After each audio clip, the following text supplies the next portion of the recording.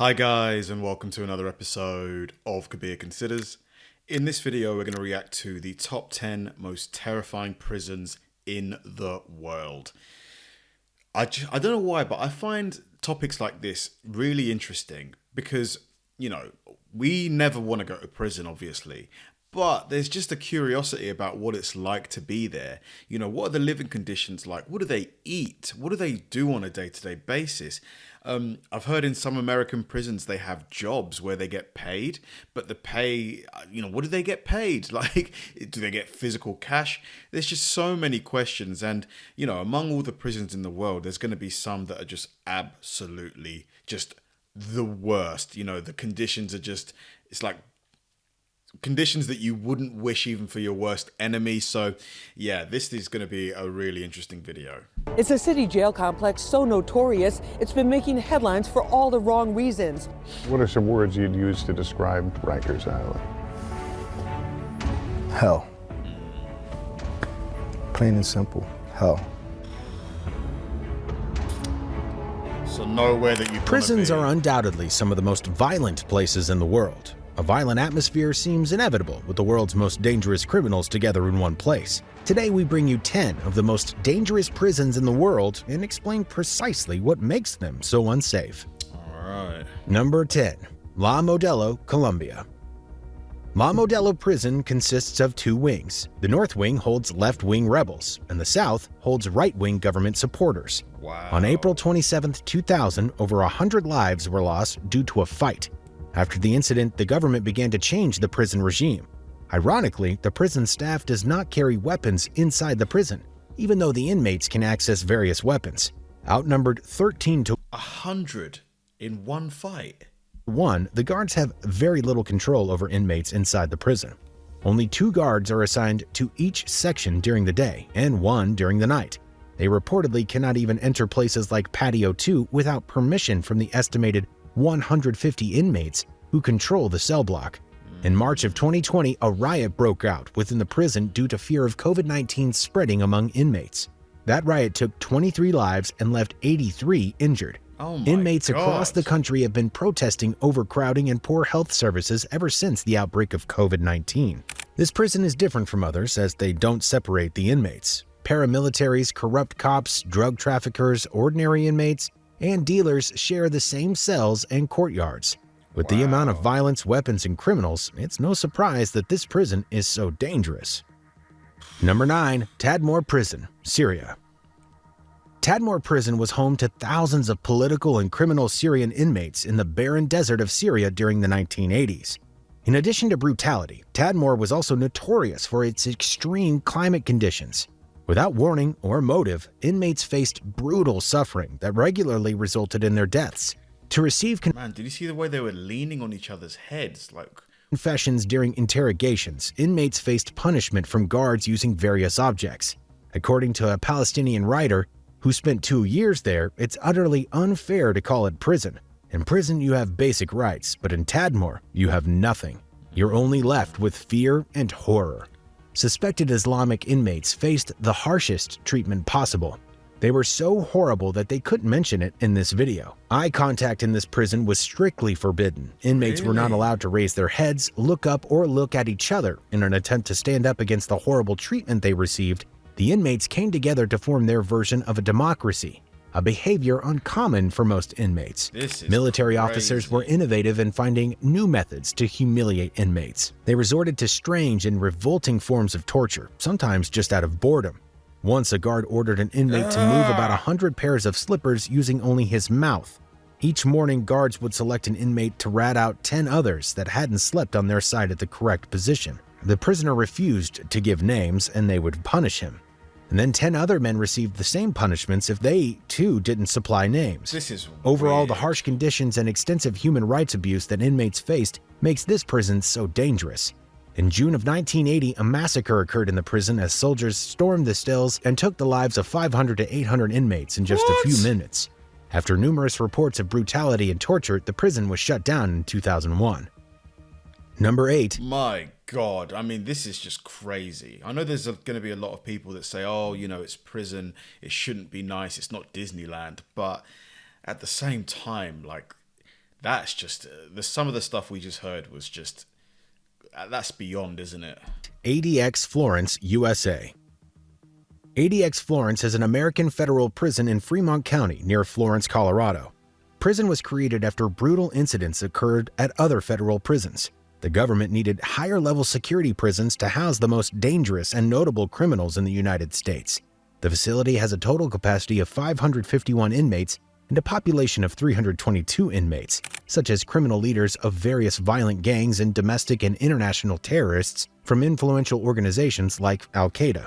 This supermax prison is known for its harsh conditions, with inmates in solitary confinement for 23 hours. My goodness, look at that. Concrete chair, concrete bed. At least they got a mattress. You know, this is... a day. The hour that they are allowed out is into a larger cell with vaulted ceilings called the empty swimming pool. This room has a 4-inch by 4-foot skylight that was the only window to prevent the inmates from knowing where they are, so it's virtually impossible to plan an escape. Most inmate contact occurs through a slot door, such as meals and healthcare, instead of being taken into infirmary or having a corrections officer open the door to bring in the food tray. Not only drastically reduces the inmate's chances of escaping, but also reduces possible injuries to corrections officers and nurses. There's no contact between the inmates whatsoever. Even though the diagram shows inmate beds side by side, the concrete construction of the prison prevents them from talking to each other through the wall or even tapping on it in Morse code. The sink and shower have special drains constructed to prevent any kind of feedback, so they can't talk to each other through the pipes. All these efforts prevent inmates from planning any escape. The prison has a multitude of motion detectors and cameras, 1,400 remote-controlled steel doors, and 12-foot-high razor wire fences. As an added level of security, laser beams, pressure pads, and attack dogs guard the area surrounding the prison's outlying fences.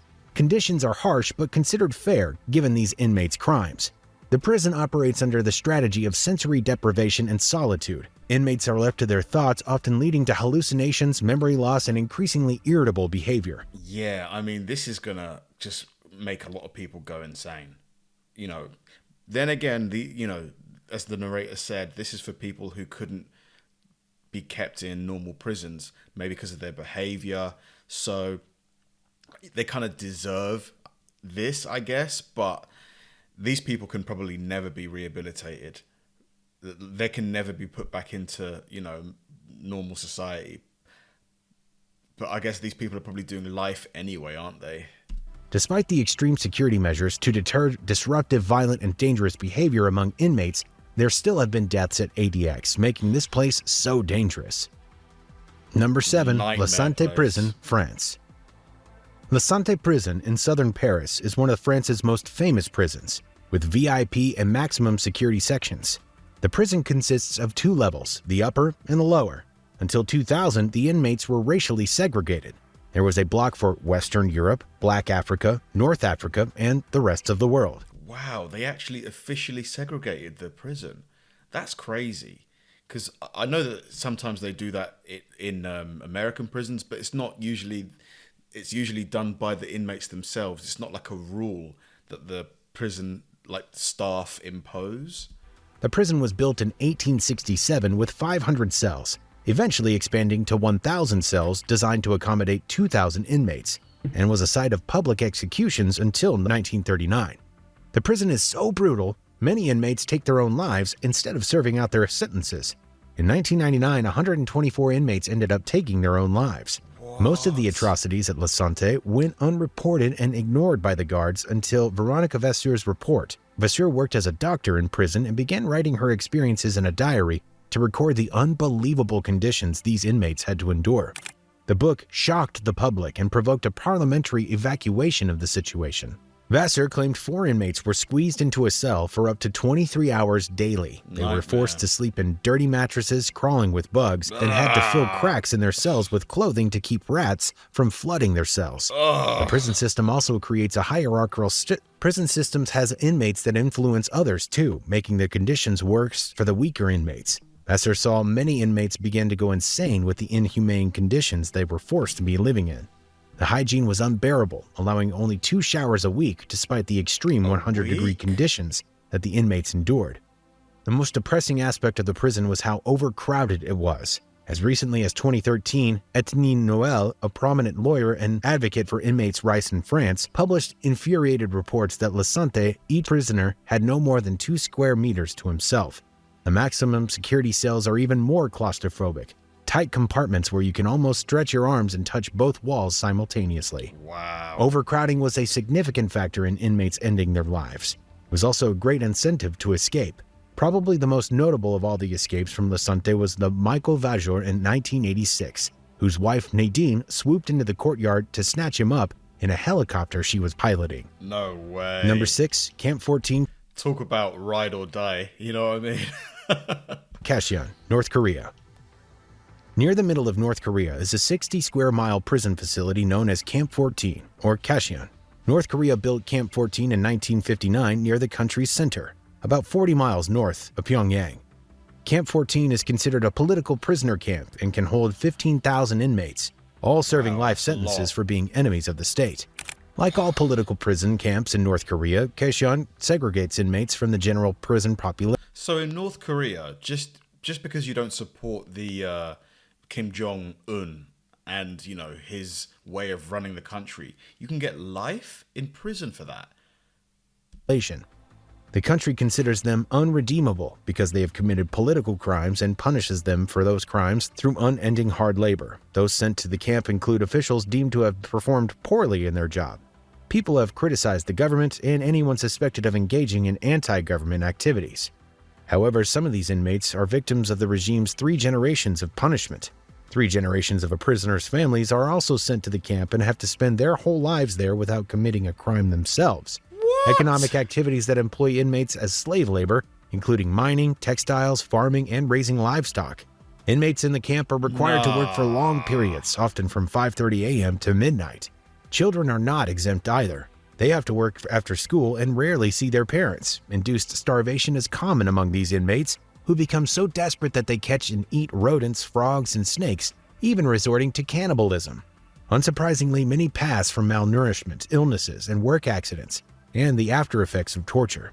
The total control zone is a life sentence, with death as the only exit.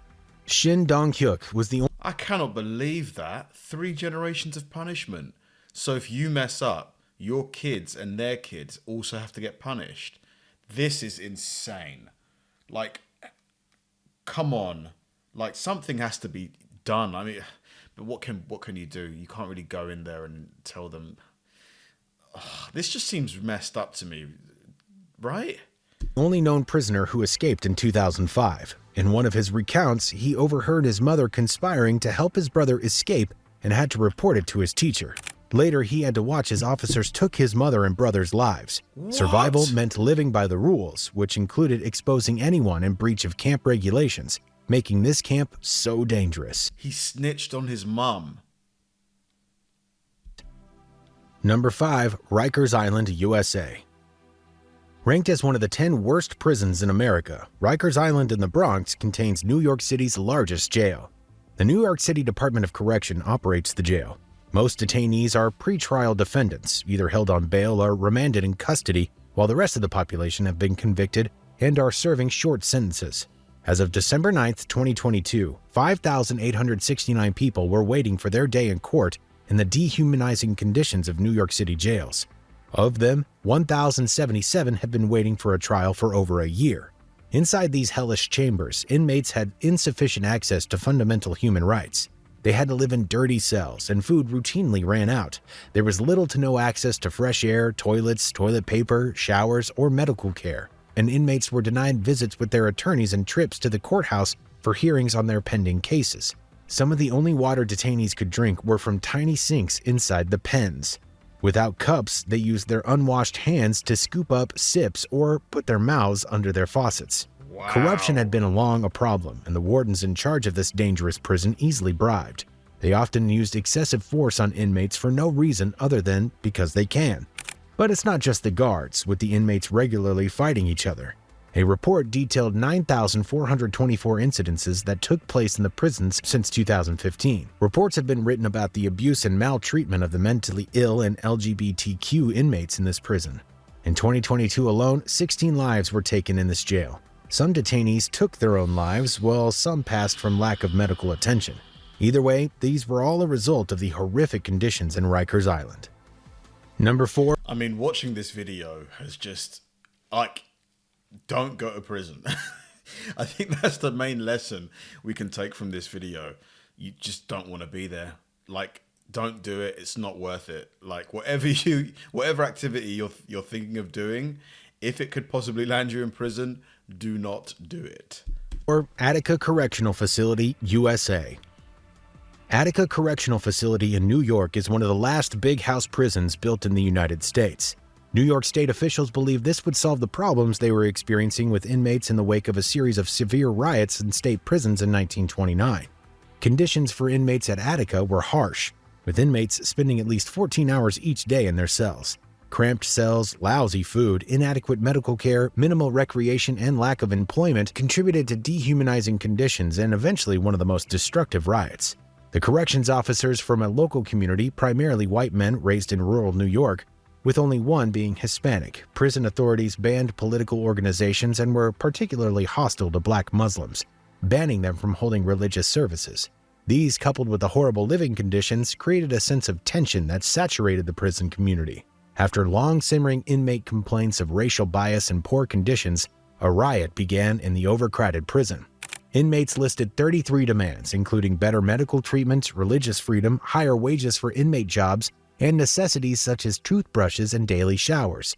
The negotiations would eventually break down, replaced by these and other forces' armed retaking of the prison. I mean, what they were asking for seemed reasonable to me, you know.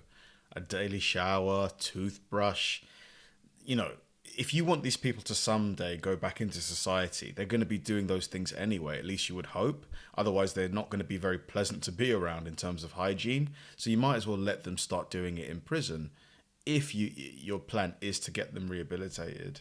On September 9, 1971, more than 1,200 inmates took dozens of hostages. The riot ended after 4 days and 43 lives were lost, of which 33 were convicts, while the rest were prison staff. Wow. The aftermath of the bloody raid, authorities pinned the deaths on the hostages on the inmates.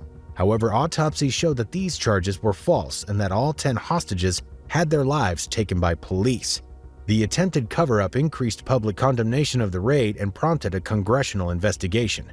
The Attica uprising became a watermark in United States correctional history, mainly because the intensive press coverage and liberal criticism of the assault made people across the country aware of the uprising and the conditions that led to it. Broadcasters saw the events as evidence of a need for sweeping changes in corrections policies and a greater need to recognize inmates' rights. Number 3, Ciudad Barrios Prison, El Salvador. Man, whenever they make them move like this, you know, when they're all crouched up and stuff, it just looks so dehumanizing. Like, why did they make them do this? I don't get it. Like, what is the purpose of it? Penas Ciudad Barrios is located in El Salvador, Central America. El Salvador is considered one of the most violent places in the world. From January to August 2015, the country recorded 4,246 homicides, an average of 17.5 per day. The number was 67% more the following year, so it makes sense that it houses some of the most dangerous criminals in the world, too. To give you an idea of how dangerous this prison is, Ciudad Barrios is a maximum security prison created to house the most dangerous gang in the country exclusively, the Mara Salvatrucha gang.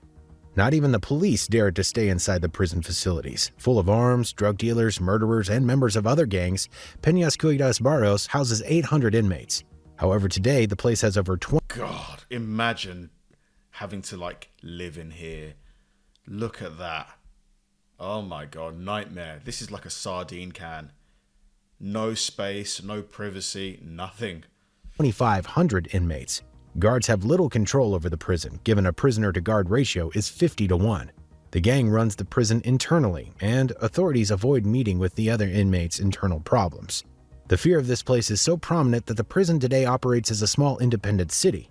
Ciudad Barrios has a bakery, hospital, workshops, and rehabilitation center.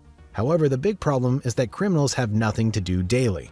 Sometimes they spend their times distracting themselves with games, others with sports, and they have so much downtime for the most part. To no one's surprise, the gang deals with drugs, prostitution rings, and protection rackets, and carried out armed robberies. Many gang members' faces are tattooed to prove their lifelong commitment. The turf wars are brutal, with gangs often targeting their rivals' family members. The relentless tit-for-tat murders between El Salvador's two most significant street gangs, Calle 18 and Mara Salvatrucha, made the country most murderous in the world. In 2013, a London photographer, Adam Hinton, took photos of Ciudad Barrios' inmates' photos in 2013, which soon became famous worldwide. According to him, most inmates are from barrios or slums. This place is without hope or opportunity in El Salvador, and the gang is the only real option. He describes the feeling inside the complex as total abandonment, void of hope. Number 2. Why don't they make them or give them the opportunity to make money, like in terms of like producing goods, like manufacturing? Obviously, you haven't got to pay them huge sums, but if they're not doing anything all day long, it's a bit of a waste, isn't it? Like, they might as well be productive with that time. What do you guys think? 2. La Sabaneta Prison, Venezuela. Described as the gateway to the fifth circle of hell by former Venezuelan President Hugo Chavez, La Sabaneta certainly lives up to the reputation. Not only does it have one of the world's highest homicide rates, but the country's jails are so overbrimming with murderers, a dark reality has left La Sabaneta with just one guard for every 150 inmates. Wow. This prison in Venezuela was built to only hold a maximum of 1,500 inmates, but houses up to 2,500. Of this number, an estimated 192 were inmates' children. Typical of a Venezuelan prison, it's severely overcrowded with inadequate access to medical care, food, and clean water. And violence among inmates was very common.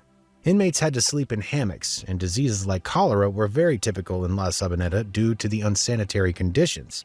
Inmates had to bathe from the same buckets of water, go to the toilet in plastic bags they tossed out of windows, and drink straight out of the corroded bathroom pipes. Prison was run by inmates, followed the trend of 80% of Venezuelan prisons. The corrupt prison system allows wealthier inmates to pay off the guards and run the prison. They can buy themselves favors and larger cells. What do you guys think? Do you think these prisons are too harsh? Like, or do you think it's a deterrent? If you don't like what you see, don't commit crimes. Where do you guys stand on this? Because I'm really kind of split in the middle here. While the poorer inmates suffer. The most powerless residents, the Los Angeles, have been known to stitch their mouths shut for protection, adhering to the prison code, "One who sews his own lips, no one can kill him." Regardless, fearsome riots have plagued the prison over the decades. While the governmental control over the prison was weak, raids by government forces yield massive amounts of weapons and drugs. One raid even discovered a collection of jungle animals in prison, including a few endangered species. On January 3, 1994, a riot broke out in the prison due to ongoing gang activity and led to the deaths of approximately 150 inmates. Another 2013 riot also claimed the lives of 16. The corrupt guards were mainly to blame, as they allowed weapons smuggling and essentially encouraged prison violence. The extreme violence within these walls led to the prison's closure after 55 years of operation. Iris Varela, who was the prison's minister then, said that the incident had been the result of an internal war within the prison. Number 1. Carandiru Penitentiary, Brazil. Carandiru Penitentiary in Brazil, South America, was undoubtedly the most violent and deadly prison in the world. Look at that. How many people are in here? Crazy. In the place of one of the most considerable human rights violations in the history of Brazil. The penitentiary was designed to be built by Samuel da Neves in 1920, when it was considered a model prison to fulfill the new demands of the 1890 Criminal Code. The prison became so overcrowded by the end of the 20th century that inmates operated by their own rules, overthrowing the few guards that worked there. During the peak of its use, this prison had over 8,000 inmates, and even though it only had the capacity for 4,000, with only 1,000 prison officers attempting to contain them. Conditions inside the walls were frankly horrific. Malnutrition, diseases, and injuries were typical and treated by the little medical staff that they had, usually without using any painkillers. Conditions were so bad that most inmates had HIV and other transmittable diseases. These conditions only came to light after a renowned Brazilian physician wrote a book about his 12-year-long tenure as a volunteer physician from 1989 to 2001. In addition, a simple fight between two inmates over a soccer game in 1992 resulted in a prison riot, because the sheer number of inmates overpowered the... God, imagine it. Like, imagine being in there. They probably haven't showered recently, so the smell is going to be awful. Oh my God. This is like, for me, this is like nightmare fuel. Just police, they refused to intervene out of fear. Instead, they sent military police, which stormed the prison and led to the deaths of 111 inmates, including innocent inmates. Mishandling of this situation brought a great revolution within the country. It not only emphasized the prison crisis that's been affecting Brazil, but also the need to reform the criminal justice system as a whole. Despite officers failing to handle the situation appropriately, none of the officers were arrested. The operations commanding officer was initially sentenced to 632 years in prison, but after several 600? mistrials, he was released to freedom and ended up being assassinated in 2006. Today, the PCC has more than 11,000 members, about 3/4 imprisoned, and is one of Brazil's most powerful criminal organizations. Stricter sentences or more brutal conditions do not do well in controlling these inmates, but rather inspire them to retaliate against the police and civilians. The prison was demolished in 2001, but the legacy still lives in its last standing wing. It was adapted into a public museum and aimed to preserve a part of the prison that tells the story of one of the world's most brutal prisons. Though prisons are undoubtedly absolute nightmare. My God, I mean, that was a real eye-opener. Like, obviously, most of us know that prison is an awful place to be.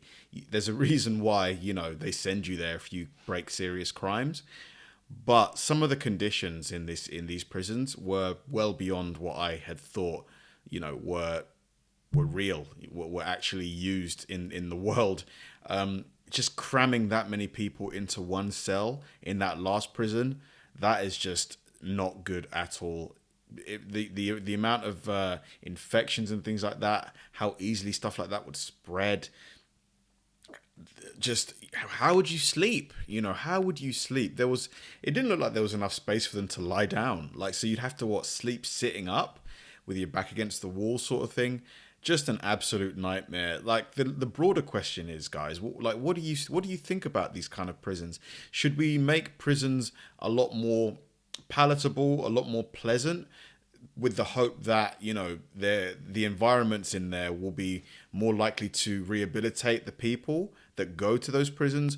Or should prisons be kept as harsh as they are in this video, because then it serves it as a deterrent? Oh my God, that prison's horrible, I don't want to go there, I better not commit any crimes.